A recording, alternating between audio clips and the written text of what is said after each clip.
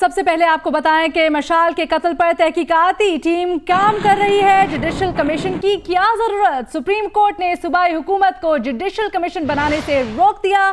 Commission के लिए खत लिखने पर वजीर आला खैबर पख्तूनख्वा से वजाहत तलब ना करें। पूरी अदालत और कौम आपके साथ है। चीफ जस्टिस के रिमार्क्स। जॉइंट इंटेरोगेशन टीम को मिशाल के कत्ल की हफ्तावार रिपोर्ट जमा कराने की हिदायत। मिशाल के कत्ल पर तहकीकाती टीम काम कर रही है।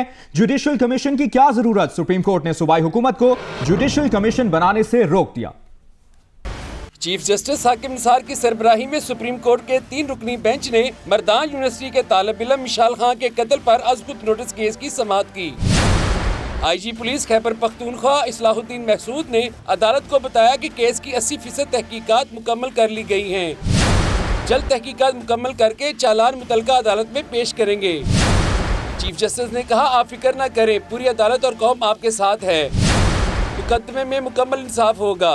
IG पुलिस ने रिपोर्ट मुकम्मल करने के लिए मजीद मोहलत मांगी। तफ्तीश दुरुस्त सिमत में और काफ़ी हद तक नताइज के साथ कामयाब तरीके से चल रही है और इंशाअल्लाह तमाम मुल्ज़िमान को जल्द इंसाफ के कटहरे में लाया जाएगा। चीफ जस्टिस हाकिम साहब ने कहा, हमें नताइज चाहिए, तहकीकात की निगरानी खुद करेंगे। तहकीकाती टीम में फौज या ISI का नुमाइंदा होना चाहिए। हमें अपने तहकीकाती इदारों पर मुकम्मल इत्मीनान है। दौरान समाअत अदालत ने इस्तफसार किया कि जब तहकीकाती टीम काम कर रही है तो जुडिशल कमीशन बनाने का क्या जवाज है। चीफ जस्टिस ऑफ पाकिस्तान ने वज़ीर आला खैबर पख्तूनख्वा से जुडिशल कमीशन के क़याम के लिए पेशावर हाई कोर्ट को लिखे गए खत पर वजाहत तलब कर ली। मिशाल खां अज़बुत नोटिस केस की मजीद समाअत 27 अप्रैल को होगी। मिशाल कत्ल केस से मुतालिक ही आपको अपडेट करें। चारसदा के इलाके से ढेरी से 2 तलबा को हिरासत में ले लिया गया है। इसहाक और तारिक अब्दुल वली खान यूनिवर्सिटी के तलबा हैं। दोनों तलबा को कल मंजर आम पर आने वाली वीडियो के बाद हिरासत में लिया गया।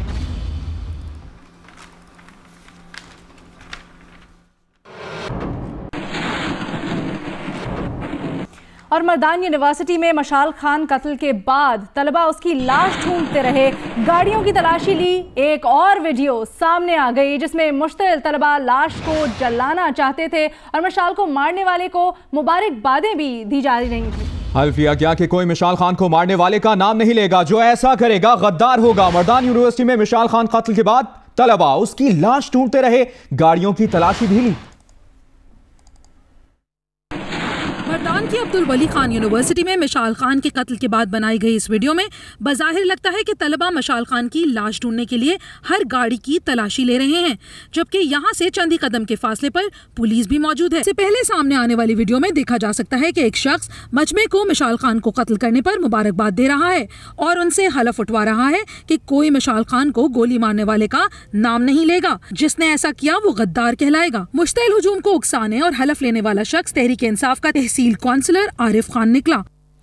मिशाल कत्ल केस के बाद अब बात करेंगे पानामा पेपर्स केस की, जिसके फैसले का सभी को है इंतजार। सुप्रीम कोर्ट 23 फरवरी को महफूज किया गया फैसला कल सुनाएगी। सुप्रीम कोर्ट ने फैसले के लिए कॉज लिस्ट जारी कर दी है। इमरान खान, शेख रशीद और सिराजुल हक की आईनी दरखास्तों में वजीर आजम को नाअहल करार देने की इस्तदा की गई है। पनामा केस के फैसले की तारीख सामने आने पर सियासी जमातों ने इजलास बुला लिए हैं और मुस्लिम लीग नून, तहरीक इंसाफ और पीपल्स पार्टी के इजलासों में मौजूदा सूरत हाल पर तबादला ख्याल किया जाएगा।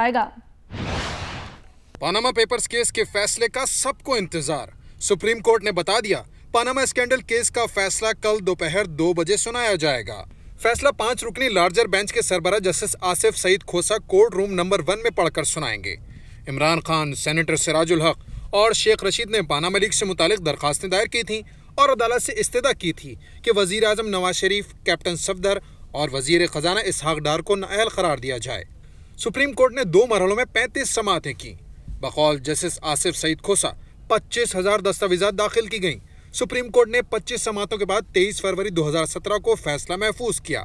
तकरीबन 55 दिन के तवील इंतजार के बाद अब 20 अप्रैल को फैसले की घड़ी आन पहुंची है। दूसरी जानिब मुस्लिम लीग नून, तहरीक इंसाफ और पीपल्स पार्टी ने अपने अपने इजलास इस्लामाबाद में तलब कर लिए हैं, जिसमें पानामा लीक्स केस के मुतवक्का फैसले और इसके बाद की सूरत हाल पर तबादला ख्याल किया जाएगा। हुक्मरान जमात मुस्लिम लीग नून का इजलास वजीर आजम हाउस में तलब किया गया है। तहरीक इंसाफ ने भी पनामा लीक्स के मुतवक्का फैसले पर मशावरत के लिए मरकजी रहनुमाओं और अरकान पार्लियामेंट का इजलास इस्लामाबाद में बुला लिया है, जिसमें फैसले के खदुखाल और बाद के हालात पर तफसीली गौर किया जाएगा। पीपल्स पार्टी का मशावरती इजलास भी आज रात इस्लामाबाद में बुलाया गया है, जिसकी सदारत आसिफ अली जरदारी और बिलावल भुट्टो जरदारी करेंगे। पीपल्स पार्टी के अरकान पार्लियामेंट को भी इजलास में तलब किया गया है। इस हाई वोल्टेज इशू पर अपोजिशन लीडर खुर्शीद शाह ने मीडिया से गुफ्तगू की है और उनका कहना था कि सुप्रीम कोर्ट का फैसला रियासत को मजबूत भी कर सकता है और कमजोर भी। अपोजिशन लीडर खुर्शीद शाह ने मीडिया से बात की है और कहा है कि माजी की तारीख को देखें तो मेरा विजन साफ है, हो सकता है कल कोई मुआवजा हो जाए। जस्टिस मुनीर से अनवारुल हक तक सुप्रीम कोर्ट के फैसलों पर जो रद्द अमल आया वो हालात और थे, ये कहा है खुर्शीद शाह ने, जबकि ये भी कहा कि अब कोई चीज छुपाई नहीं जा सकती। इस बात पे थोड़ी उम्मीद नजर आती है कि शायद जजेस जो थे वो डबल माइंडेड है कि इतना स्ट्रॉन्ग केस है, हर सबूत मौजूद है और अब उसके लिए उनके लिए बड़ा इम्तहान का कड़वा वक्त है, वो सोच समझ के वो बात कर रहे, क्योंकि सुप्रीम कोर्ट का ये इतने आज तक 70 साल में जितने भी फैसले दिए हैं, जस्टिस मुनीर से लेकर अनवारुल हक तक जितने फैसले आए, बेगम नुसरत भुट्टो केस में फैसले आए, दूसरे फैसले आए, उनका जो रिएक्शन हुआ उस वक्त उन हालात में दुनिया और थी। आज दुनिया ज़ीरो डिस्टेंस वर्ल्ड बन गई है और ग्लोबल विलेज नज़र आती है। दुनिया बहुत छोटी हो गई है, बहुत छोटी हो गई है। यहाँ कोई चीज़ छुप नहीं सकती, रुक नहीं सकती, छुपाया नहीं जा सकता। तो इसलिए आज की सिचुएशन बड़ी चेंज है, क्योंकि ये डिसीशन रियासत को मजबूत भी कर सकता है और रियासत को कमज़ोर भी कर सकता है। जबकि मौलाना फजलुर रहमान ने कहा है कि पनामा इशू पर कौम का वक्त जाया किया जा रहा है, पनामा फैसले का इंतजार करने से कोई तूफान नहीं आएगा। और अब्दुल वली खान यूनिवर्सिटी के वाक़े पर कमेंट करते हुए उनका कहना था कि मर्दान वाक़या इंतहाई अफसोसनाक है, मजम्मत करते हैं। जमीयत उलमा इस्लाम के सरबराह मौलाना फजलुर रहमान से मीडिया ने गुफ्तगू किया है, ये सुनते हैं। बहुत अफसोसनाक वाक़या है, लम्हे पर ऐसे वाक़यात की मजम्मत की है। तशद्दुद के वाक़यात जो है वो कभी भी मुल्क के लिए मुफीद नहीं है, मुआशरे के लिए मुफीद नहीं है। लेकिन जो लोग इस वाक़े को सहारा बनाकर तौहीद रिसालत के कानून में तब्दीली के लिए इस्तेमाल करना चाहते हैं, उनको वाज़ेह पैगाम देना चाहते हैं कि ये मुहिम जोई आपकी सर नहीं हो सकेगी। वफाकी वजीर ख्वाजा आसिफ ने कहा है कि सुप्रीम कोर्ट के तारीखी फैसलों से हुकूमती कारकर्दगी और आईन और कानून की बालादस्ती पर मस्बत असरात मुरतब हुए हैं। मैं समझता हूँ कि मुझे जो मौजूदा अदालत उज़्मा हैं और जो इनका रिकॉर्ड है पिछले चंद सालों का, जब से अदलिया आज़ाद हुई है बैरूनी दबाव से, मैं समझता हूँ उन्होंने बड़े तारीख साज फैसले भी दिए हैं और उससे हमारी सियासत पे, हमारी हुकूमत की कारकर्दगी पे, आइन की बालादस्ती पे, इन तमाम चीज़ों पे बड़ा मस्बत असर पड़ा है। और लेकिन फैसलों में हमेशा एक फरीक तो नहीं होता, दो फरीक होते हैं, दो से ज़्यादा भी फरीक होते हैं। तो फिर कुछ लोग उसको पॉजिटिवली अप्रिशिएट करेंगे, कुछ उसको नॉट वेरी पॉजिटिवली अप्रिशिएट करेंगे। पनामा केस में दरखास्त गुजार शेख रशीद कहते हैं कि ये केस तारीखी केस था और इसका फैसला मदर ऑफ जस्टिस कहलाएगा। इंशाअल्लाह 0-5 से मैच जीतेंगे, यूनानिमस फैसला होगा, करप्शन का ताबूत निकलेगा सबूतों के साथ और नून और कानून में से कानून जीतेगा। और आप देखेंगे कि जो मैंने शॉर्ट स्वीट और स्मार्ट केस लड़ा था 62-63 का, कि 372 आपने सवाल किए, एक इनके पास जवाब नहीं था।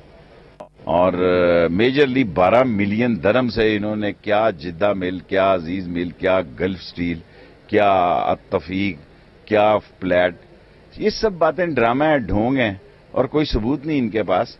और हदैबिया पेपर मिल का जो जज साहब जो है वो खुद उन्होंने पनामा में जाके, गो सरकारी वकीलों के भी पनामा में अकाउंट्स निकले हैं।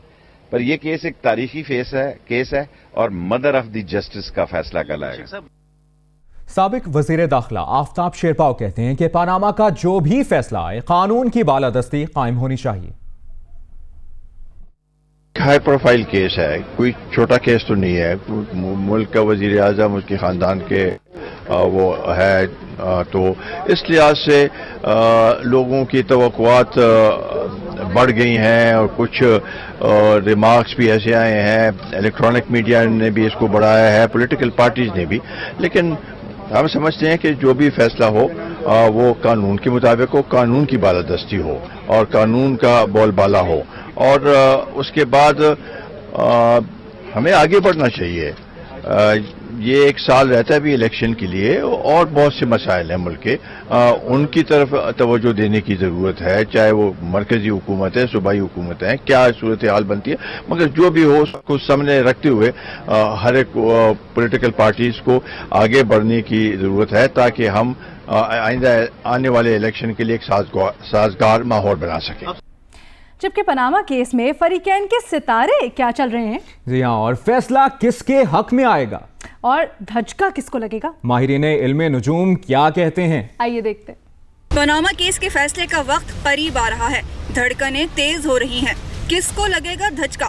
केस कौन जीतेगा, कौन हारेगा? जियो न्यूज के प्रोग्राम जियो पाकिस्तान में गुफ्तगू करते हुए माहिर इल्मे नजूम सामिया खान ने पेशगोई की है कि 2017 वजीर आजम नवाज शरीफ को धचका दे सकता है, जबकि ये साल इमरान खान को सपोर्ट कर रहा है। 2017 खान साहब को सपोर्ट कर रहा है और 2017 वजीर आजम नवाज शरीफ को सियासी धचका या सियासी डेंट डाल सकता है। ये अंदाजे हैं, अब ये डेंट कितना डलता है ये आखिर घड़ी आने वाली है। इस फैसले का कोई ऐसी चीजें होंगी जिससे पीटीआई को फायदा पहुंचेगा और नून लीग को नुकसान पहुंचेगा। माहिर इल्मे नजूम राजा हैदर का कहना था कि कल का दिन बहुत अहम है, कल हुकूमतों को गिराने वाला सितारा उरूज पर होगा। इसमें कोई बहुत बड़ा तहलका नहीं होने वाला कि कल के दिन एक बहुत बड़ा जो नॉर्मल सितारा होता है, जो इजिप्ट लोग जिसको बहुत मानते हैं, जो हुकूमतों को गिराता है, ये उस हवाले से मैं बात करूंगा। उसका नाम होता है रिगवाब। रिगवाब सितारे के लिए कल उरूज का दिन है, जवाल का दिन नहीं है। तब जो जो उस प्लैनेट के तहत आते हैं, नवाज शरीफ साहब हैं, इमरान खान हैं, बहुत अलग अलग, तो उनके ऊपर असरात उसके अलग होंगे। तो सितारे क्या बता रहे हैं ये आपने जाना। अब जान लेते हैं कि पाकिस्तान स्टॉक एक्सचेंज के आदादो शुमार क्या कहते हैं। तो पनामा फैसले से पहले पाकिस्तान स्टॉक एक्सचेंज में मनफी रुझान देखने में आ रहा है। आज 100 इंडेक्स के कारोबार के आगाज पर 800 से ज्यादा पॉइंट्स की कमी देखने में आई। पाकिस्तानी शेयर्स बाजार में कारोबार का आगाज 100 इंडेक्स में 600 पॉइंट्स कमी से हुआ।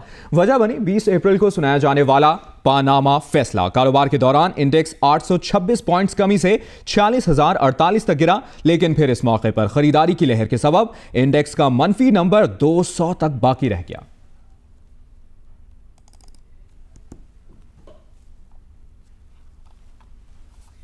आगे बढ़ते हैं, एक और अहम खबर दें आपको। इस्लामाबाद एयरपोर्ट पर एफआईए खातून एहलकार की मारपीट हफ्ते को पेश आए। झगड़े की नई वीडियो ने वाकये का रुख बदल दिया है। एफआईए ने मुकदमे में मुसाफिर खवातीन पर तशद्दुद का इल्जाम लगाया था। इस हवाले से तफसीलात जानेंगे हमारे नुमाइंदा एजाज सैयद से। एजाज बताइएगा, बाकी की जो तहकीकात हैं उनमें क्या पेशरफ्त हुई है और इसके पस मंज़र से भी आगाह कीजिएगा। जी 15 अप्रैल को ये वाकया रूनमा हुआ था जब PK 771 फ्रैंकफर्ट एक प्रवास जा रही थी और उस प्रवास में 2 ख्वातीन जो हैं उनके साथ एफआईए एहलकार की तलख्वामी हुई और बाद में हाथापाई हुई। इब्तिदा में जो एफआईए ने रिपोर्ट जारी की उसमें अपनी जो खातून एहलकार है नौशीला बीबी, उसको बिल्कुल बेगुनाह करार दिया और कहा कि इन ख्वातीन ने एफआईए एहलकार पर हमला किया था। लेकिन जब इस वाक़े की वीडियो फुटेज आई तो उसमें पता चला कि एफआईए की खातून एहलकार गजाला शाहीन, जो कि नौशीला बीबी के हमरा खड़ी नजर आ रही है, उसने भरपूर और शदीद तशद्दुद का निशाना बनाया इन 2 ख्वातीन को, जो कि बैरून मुल्क जाना चाह रही थी। इस वाक़े से न सिर्फ इनकी जो फ्लाइट है वो मिस हुई, बल्कि इनके खिलाफ एफआईए ने थाना एयरपोर्ट में मुकदमा भी उल्टा इन्हीं ख्वातीन के खिलाफ दर्ज कराया। यानी कि आप देखें कि किस तरीके से इनकी पिटाई की जा रही है, उल्टा मुकदमा भी इनके खिलाफ। तो एजाज, तशद्दुद की वजह क्या बनी है और क्या एफआईए कांस्टेबल गजाला शाहीन जिसको मुअत्तल किया गया है, मुअत्तली काफी है, क्या कोई कार्रवाई भी की जाएगी? जी खाली गजाला शाहीन इसमें मुलजमा नजर नहीं आ रही। देखिए एफआईए के जो बाकी एहलकार हैं वो खड़े तमाशा देख रहे हैं और गजाला शाहीन को अमली तौर पर वो फैसिलिटेट कर रहे हैं कि इन ख्वातीन जो मुसाफिर हैं इनको तशद्दुद का निशाना बनाया जाए। FIA DG ने अभी तक इनके खिलाफ कोई कार्रवाई नहीं की, ना ही वजारत दाखिला ख्वाबे नींद से बेदार हुई है कि इनके खिलाफ कोई कार्रवाई की जाए। जो बाकी एहलकार हैं, यहाँ पर जरूरत इस बात की थी कि बाकी तमाम के खिलाफ भी कार्रवाई की जाती और जो जिनके साथ ज्यादती हुई है उनसे भी पूछा जाता। ऐसा कुछ नहीं हुआ। लेकिन दूसरी तरफ अलमिया ये है कि हमने इस खानदान के जो सरबराह हैं खालिद खान, जो एक खातून के वालिद हैं और एक के हस्बैंड हैं, इनके हमरा वो जा रहे थे एयरपोर्ट पर, उनसे जब बात की तो उन्होंने कहा कि वो मीडिया पर नहीं आना चाहते और उन्होंने इस मामले को भुला दिया और वो चाहते हैं कि वो वापस चले जाएं और वो इस मामले को दफा करना चाहते हैं। तो दूसरा अलमिया ये भी आ रहा है कि जिनको मार पिटी है या जिनके साथ ज्यादती हुई है वो भी शायद अब ज्यादा दिलचस्पी नहीं ले रहे इस मामले में। एजाज, ये बताइएगा कि ऐसा वाकया हुआ क्या बात हो गई ऐसी जिसने इतना इश्तियाल दिला दिया इस खातून एहलकार को? जी, इब्तिदा में जो हमारे पास FIA ने रिपोर्ट हमें इतला दी थी 15 अप्रैल को, जो उनकी तफ्तीशी रिपोर्ट में जो इब्तिदाई तफ्तीशी रिपोर्ट है उसमें भी आया था कि ये खातून कांस्टेबल नौशीला बीबी अपने काउंटर पर बैठी थी तो जिसे मुअत्तल कर दिया गया है। एजाज सईद, आपने अपडेट किया, बहुत शुक्रिया आपका। इस्लामाबाद एयरपोर्ट पर FIA खातून एहलकार के हवाले से आपको अपडेट कर रहे हैं, जिसमें आपको बताते चलें कि हफ्ते को पेश आए झगड़े की नई वीडियो ने वाक़े का रुख बदल दिया है।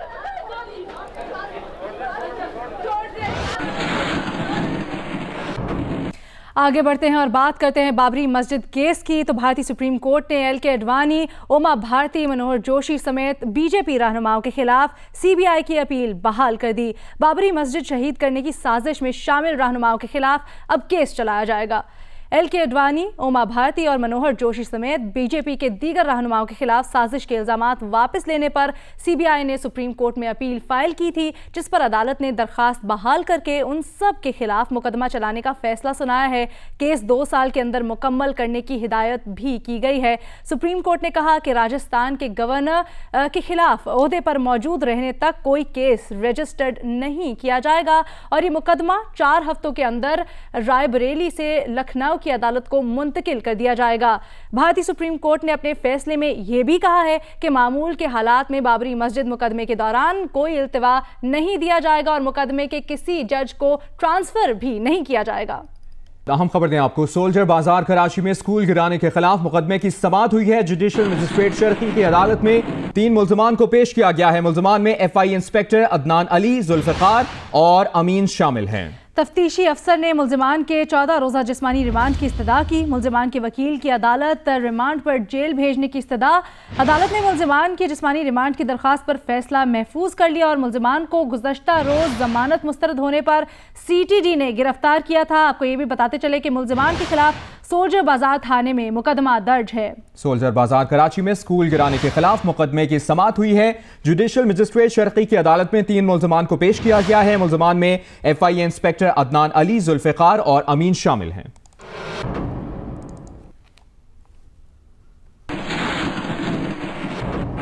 अब आपको अपडेट करेंगे मशाल कत्ल केस में होने वाली पेशरफ्त के हवाले से, जहां 7 मुल्जिमान का पुलिस के सामने एतराफ़े जुर्म सामने आया है। 7 मुल्जिमान को इंसदाद दहशतगर्दी की अदालत में पेश कर दिया गया है और इंसदाद दहशतगर्दी की अदालत ने एतराफ़ी बयान रिकॉर्ड करवाने की इजाजत दे दी। 7 मुल्जिमान को एतराफ़ी बयान रिकॉर्ड कराने के लिए आज सिविल कोर्ट पेश किया जाएगा। मशाल कत्ल केस 7 मुल्जिमान को पुलिस के सामने पेश किया गया और उन्होंने एतराफ़े जुर्म कर लिया है, ये बताना नजर आएगा।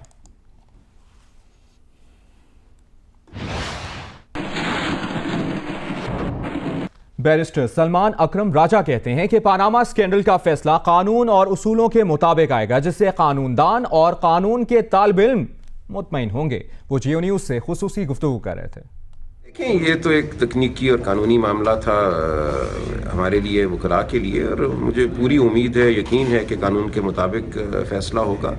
और कानून जो है वो बहुत सारे उसूलों का नाम है और उन उसूलों के तहत फैसला होगा। तो आप देखेंगे कि कानूनदान और कानून के तालिब इल्म यकीनन मुतमईन होंगे इस फैसले से। जबकि बैरिस्टर अली जफर का कहना है कि पनामा केस के फैसले में करप्शन के खिलाफ बात होगी और मुस्तकबिल में इसे कैसे कंट्रोल किया जाए इस पर भी बात हो सकती है। कुछ भी हो सकता है। अब तो कल थोड़ा सा इंतज़ार है, कल जो भी होगा फैसला मेरा ख्याल है बेहतर ही है, कौम के लिए बेहतर हो, इंटरेस्ट सब के लिए बेहतर हो। तो ये यही उम्मीद है और बड़ा इंतज़ार कर रहे थे हम। अब इंतज़ार की जो घड़ियाँ थी ख़त्म हो गई, सुबह इंशाल्लाह देखेंगे। अच्छा अली साहब ये बताइएगा कि जब जजेस जजमेंट लिखते हैं तो उसमें ऑब्जर्वेशंस का कितना अमल दखल होता है या सिर्फ लॉ और उसको देखा जाता है? नहीं देखिए, इसमें तो ये ऐसा केस है जिसमें मेरा ख्याल है करप्शन के बारे में ज़रूर बात होगी। करप्शन के जो नुकसानात हैं, जो स्टेट को, रियासत को जो नुकसान पहुंचता है, पब्लिक को जो नुकसान पहुंचता है, उस पर ज़रूर बहस होगी। फ्यूचर में इसको किस तरह कंट्रोल किया जाए, मेरा ख्याल है सजेशंस भी ज़रूर आएंगी। ये तो आप देख रहे हैं कि कोई मैकेनिज्म भी आ सकता है इस वाले, इसमें बिल्कुल आना चाहिए ताकि एक रोड मैप सामने आ जाए करप्शन को किस तरह डील करना है। ये तो चीज़ें आएंगी। जो एक्चुअल रिज़ल्ट है, जो केस था, उस पर क्या होगा, 2-3-4 पॉसिबिलिटीज़ हैं। डिस्क्वालिफिकेशन प्राइम मिनिस्टर की आपको होती नज़र आ रही है? डिस्क्वालिफिकेशन मुझे तो नहीं होती नज़र आ रही, लेकिन उसके साथ साथ ये ज़रूर है कि कुछ सैंक्शंस हो सकती हैं। जबकि सेनेटर वसीम सज्जाद का पनामा केस से मुतालिक क्या कहना था, आइए आपको वो भी दिखाते हैं। मेरा अंदाज तो यही कि फैसला आपको प्राइम मिनिस्टर डिस्क्वालीफाई होते नजर आते? जी, प्राइम मिनिस्टर डिस्क्वालीफाई होते कुछ नहीं कह सकते जी। मेरा ख्याल है I would like to wait for the judgment and then see what happens. अब it's too late in the day to make a prediction. Gujar Khan से अफसोसनाक वाक़या पेश करेंगे जहां पर गैरत के नाम पर कत्ल का वाक़या सामने आया है। एक शख्स ने फायरिंग करके 3 दोस्तों को मार डाला और मुलजिम को एक मकतूल पर अपनी बहन से ताल्लुकात का शुबा था। गुजर खान में नौजवान ने फायरिंग करके अपने 3 दोस्तों को कत्ल कर दिया। मुलजिम को गिरफ्तार करके मुकदमा दर्ज कर लिया गया। पुलिस के मुताबिक गुजर खान के इलाके वार्ड नंबर 11 में शहबाज नामी नौजवान ने 3 नौजवानों को कत्ल कर दिया। मकतूलों की शनाख्त बदर अली, अब्दुल रहमान और मोहम्मद उमर के नाम से हुई है। थाना गुजर खान के SHO शेख मोहम्मद कासिम का कहना है कि मुलजिम और कत्ल करने वाले तीनों नौजवान दोस्त थे और उमर नामी नौजवान की मुलजिम की बहन से दोस्ती हो गई थी। मुलजिम के मना करने के बावजूद उमर ने मुलजिम की बहन से राब्ता खत्म नहीं किया। मुलजिम ने तैश में आकर तीनों दोस्तों को फायरिंग करके कत्ल कर दिया। कत्ल होने वाले नौजवानों की उम्रें 19 से 20 साल हैं। पुलिस ने हलाक होने वाले नौजवान मोहम्मद उमर के वालिद की मदियत में मुकदमा दर्ज कर लिया है और मुलजिम शहबाज समेत 2 अफराद को गिरफ्तार कर लिया है। पुलिस के मुताबिक मुलजिम शहबाज ने जुर्म का एतराफ भी कर लिया है। नारोवाल से आपको अपडेट करें, जहां पर सिविल अस्पताल शकरगढ़ में थैलेसीमिया के मरीज को जमीन पर लिटाकर खून की बोतल लगा दी गई है। 12 साला मोहम्मद समीउल्लाह को वार्ड में कचरे की बाल्टी के साथ लिटाया गया। अस्पताल में रश था, जगह कम होने पर जमीन पर लिटाया, ये कहा है MS डॉक्टर लतीफ अफजल ने। डिटेल्स जानते हैं अपने नुमाइंदा उमर एजाज से। उमर बताइएगा, ये मामला है क्या? जी, सियालकोट की तहसील शकरगढ़ है। यहाँ पे सिविल अस्पताल में आज 12 साला समीउल्लाह को यहाँ पर लाया गया, जो थैलेसीमिया का मरीज है। इसमें जो इस मरीज की जो हालत थी खराब थी थोड़ी सी, जिसकी वजह से जो अस्पताल के जो MS हैं उनके मुताबिक जगह ना होने की वजह से इसको जमीन पर लिटाकर फौरी तौर पर जो है वो खून की बोतल लगाई गई है। और आप देख सकते हैं कि फुटेज में जिस तरह का बच्चा जो है वो कचरे के डब्बे के साथ उसको जो बाल्टी के साथ उसको लिटाया गया है। वहाँ पर गंदगी के बायस और बदबू के बायस जो है शदीद बच्चे की तबीयत मजीद खराब होगी, जिसकी वजह से इसे लाहौर शिफ्ट कर दिया गया है। जबकि MS का ये कहना है कि हमारे पास क्योंकि बेड की कमी है, जिसकी वजह से बिस्तर की कमी है, जिसकी वजह से यहाँ पर जो है हम अक्सर अमूमन जो है इस तरह के वाक़यात पेश आते हैं। ये कोई बड़ी बात नहीं है। अमूमन इस तरह के वाक़यात पेश आते हैं, जिस तरह आप भी बता रहे हैं उमर एजाज। इतना बड़ा अस्पताल है और क्या कोई जगह नहीं मिली? कोई MS के रूम में लिटा देते, किसी और जगह लिटा देते, क्या जमीन ही मिली थी लिटाने के लिए? जी बिल्कुल, हमारी जो इसी वाले से हमारी जब MS से बात हुई है, मैंने MS से यही पूछा था कि अगर आप इसको किसी और जगह किसी प्राइवेट रूम में सिर्फ थोड़ी देर के लिए बोतल जो है वो लगाई जानी थी तो आप इसको मैनेज कर सकते थे। तो उनका ये कहना है ये हमारी हेडेक नहीं, हमें जो गवर्नमेंट ने प्रोवाइड किया हुआ हम उसी पे काम करते हैं। बेड कम थे, इस वजह से हमने जो है इसको जमीन पर लटा दिया है। और उन्होंने कैमरे पे आने पर भी जो है इनकार कर दिया था। हमने जब उनसे मौका जानने की कोशिश की, हमारी टेलीफोनिक बात हुई है उनसे, कैमरे पे आने के लिए उन्हें वो तैयार नहीं थे। जी ठीक है, हमारी जो हमें प्रोवाइड किया गया उसी में काम करेंगे, ये कहना था MS का। बहुत शुक्रिया उमर एजाज, में अपडेट कर रहे थे। कुछ मौसम की बात करते हैं। पंजाब और सिंध में सूरज आज भी गजब ढा रहा है। अप्रैल में 45 डिग्री का रिकॉर्ड टूटने के बाद लाहौर में गर्मी बरकरार है। जनूबी पंजाब के कई शहरों में सुबह दर्जा हरारत 40 डिग्री सेंटीग्रेड रिकॉर्ड किया गया। जबकि रावलपिंडी, इस्लामाबाद, मालाकंड, गिलगित में बारिश की पेश गोई है। डेरा गाजी खान में दर्जा हरारत 45 डिग्री सेंटीग्रेड रिकॉर्ड किया गया और बहावलपुर, फैसलाबाद, कोट अद्दू में दर्जा हरारत 43 डिग्री सेंटीग्रेड रिकॉर्ड किया गया।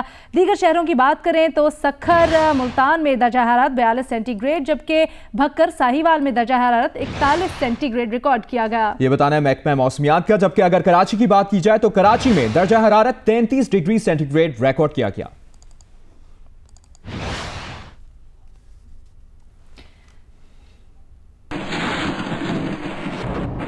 यहाँ पर आपको बताएं कि ख्वाजा आसिफ कहते हैं कि बिजली के बहरान का एतराफ़ करता हूँ। उनका ये भी कहना था कि हो सकता है 12 घंटे तक भी लोड शेडिंग हो। ख्वाजा आसिफ ने यह भी कहा कि गुज़श्ता 2 साल से सनतों में लोड शेडिंग है, ज़्यादा है और कारखानों में मजदूरों को रोजगार मिल रहा है। ये कहा है ख्वाजा आसिफ ने। सहर और अफ्तार में लोड शेडिंग न करने के बाद सनतों में एक शिफ्ट की लोड शेडिंग होगी और कहा कि गर्मी बढ़ने से बिजली की तलब में इजाफा हुआ। इस माह बिजली की पैदावार में कमी थी। 2200 मेगावाट बिजली के प्लांट पर मुरम्मत की वजह से बिजली कम थी। 5 से 50,500 हजार मेगावाट का शॉर्टफॉल पैदा हो गया है, ये कहा है ख्वाजा आसिफ ने और कहा कि जो प्लांट बंद हैं इस माह के आखिर तक फाल हो जाएंगे। उनका यह भी कहना था कि आज भक्की पावर प्लांट का इफ्तिताह होगा और 760 मेगावाट बिजली सिस्टम में शामिल होगी।